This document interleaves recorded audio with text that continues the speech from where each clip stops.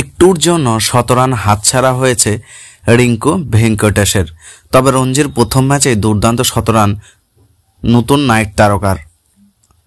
ইংল্যান্ডের বিপক্ষে ভারতের 5 ম্যাচের টেস্ট সিরিজের আগে রঞ্জি ট্রফিতে ভারতীয় ব্যাটসম্যানরা নিজেদের রাজ্যের হয়ে দুর্দান্ত পারফরম্যান্স করেছে।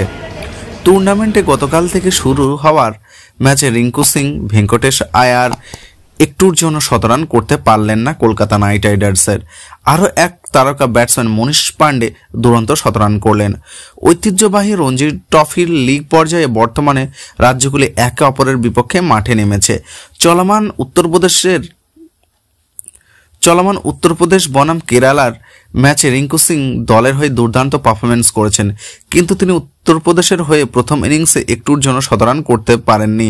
রিঙ্কু সিং এর ব্যাট থেকে 136 বলে 92 রান আসে। অন্যদিকে ভেঙ্কটেশ আয়ারের মধ্যপ্রদেশের হয়ে শতরান করতেও ব্যর্থ হন। তিনি উত্তরাখণ্ডের বিপক্ষে 110 বলে 89 রান করেন।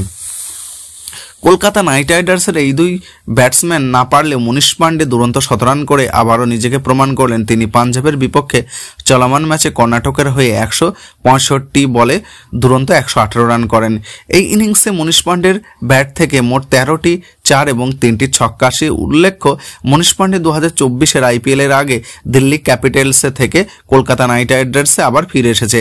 তাই IPL এর আগে নাইট ভক্তদের মনে এখন নতুন করে আত্মবিশ্বাস ফিরে এসেছে। এছাড়াও কলকাতা মেন্টর গৌতম গম্ভীর জায়গা করে নিয়েছেন। অন্যদিকে চলমান রঞ্জি ট্রফিতে দেবদত্ত পাডিক্কাল কর্ণাটকের হয়ে 193 রানের দুরন্ত ইনিংস খেলেন।